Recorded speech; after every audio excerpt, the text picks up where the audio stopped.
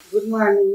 मैं डॉक्टर वेदवती मंडावी, शासकीय VYT स्नातकोत्तर स्वशासी महाविद्यालय द्वारा। मैं MA चतुर्थ सेमेस्टर के द्वितीय प्रश्न पत्र लोक प्रशासन इकाई 2 वित्तीय प्रशासन के संबंध में व्याख्यान प्रस्तुत कर रही हूँ। आज का विषय है भारत में बजट प्रक्रिया, संसद की स्वीकृति। इसके पूर्व बजट की तैयारी पर चर्चा कर चुकी थी। आज हम यह जानने का प्रयास करेंगे कि बजट की संसद में स्वीकृति हेतु किन किन पायदानों से गुजरना पड़ता है। संसद में स्वीकृति की आवश्यकता इसलिए आवश्यक है कि लोकतांत्रिक व्यवस्था में जनता द्वारा चुनी गई सभा के पूर्व अनुमोदन के बिना न तो कोई कर लगाया जा सकता है, न ही कोई खर्च किया जा सकता है। संविधान के अनुच्छेद 109 से 117 तक धन विधेयक के संबंध में प्रावधान है, जो संक्षिप्त में इस प्रकार है। जैसे अनुच्छेद 109 धन विधेयक राज्यसभा में प्रस्तुत नहीं किया जा सकता। दूसरा, धन विधेयक लोकसभा में पारित होने पर राज्यसभा उसी रूप में पारित करेगी। तीसरा, धन विधेयक को राज्यसभा 14 दिन तक अपने पास रख सकती है। चौथा, राज्यसभा के सुझाव को स्वीकृत करने या अस्वीकृत करने का अधिकार लोकसभा को है। इसी प्रकार 110 धन विधेयक से संबंधित है।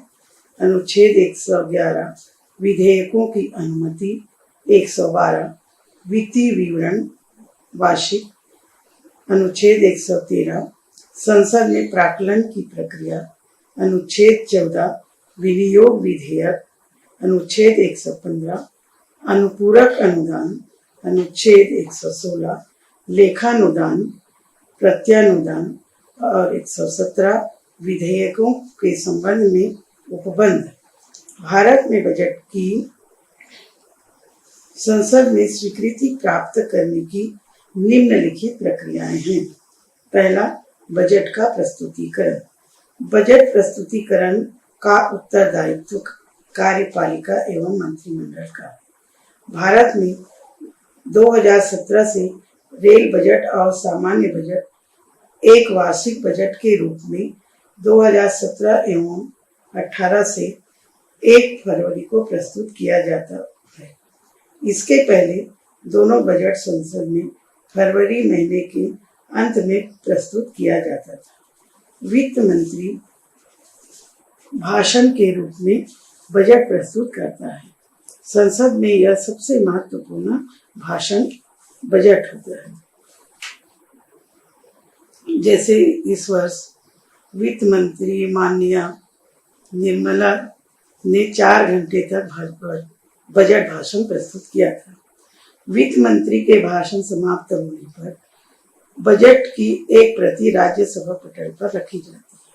बजट भाषण की एक प्रतियां पहले ही सदस्यों में वितरित की जाती है। सरकार के प्रस्ताव रखने के बाद तुरंत सदन स्थगित हो जाता है। दूसरा, बजट पर सामान्य चर्चा। लोकसभा अध्यक्ष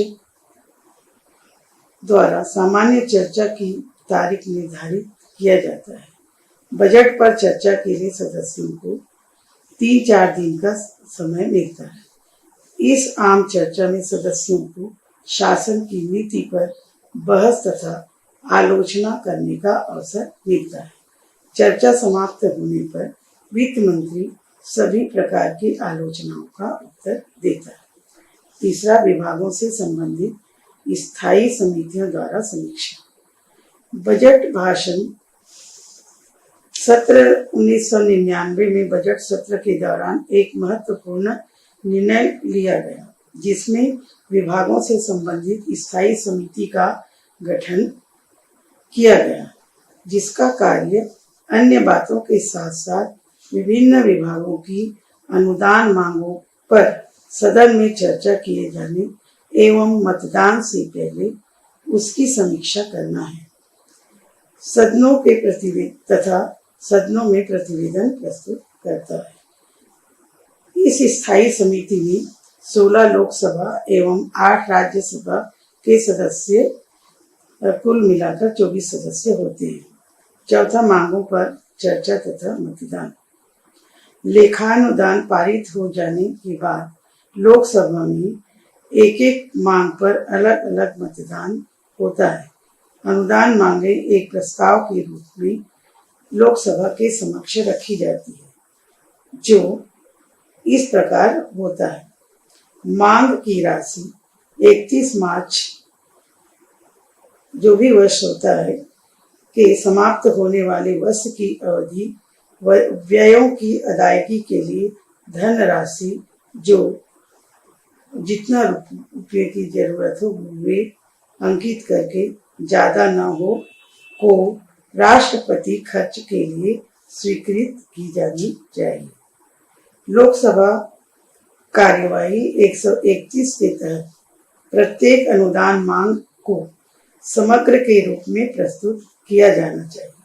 भारत सरकार का सामान्य बजट 109 भागों में विभाजित है, जिसमें 103 मांगे लोक व्यय तथा 6 मांगे प्रतिरक्षा व्यय के लिए होता है।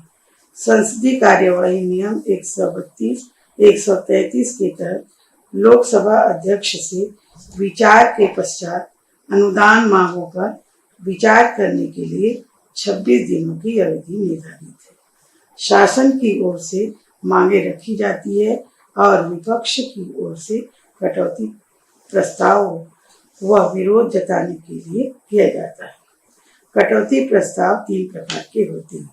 पहला, नीति संबंधी कटौती, दूसरा मितव्ययता संबंधी कटौती और तीसरा प्रतीकात्मक कटौती। तीनों कटौती में, जैसे नीति संबंधी में नीति का विरोध करने के लिए कटौती प्रस्ताव में विशिष्ट धनराशि को कम करने हेतु, और तीसरा शिकायत से संबंधित प्रतीक के रूप में रखे जाते हैं। मतदान प्रक्रिया। मतदान प्रक्रिया संसद में 26 दिनों के भीतर अनुदान पास करने की परंपरा है। अंतिम दिन 5:30 बजे मतदान कार्य प्रारंभ हो जाता है। इस प्रक्रिया में सभी विभागों की अनुदान मांगे गुजरती है। कभी कभी लगता है कि ये प्रक्रिया केवल औपचारिकताएं ही है, क्योंकि 2004 में 105 मंत्रालयों के 8,616 अरब 78 करोड़ 46 लाख रुपए के अनुदान मांगों को एक झटके में ही पारित कर दिया गया। विनियोजन विधेयक एवं वित्त विधेयक की स्वीकृति।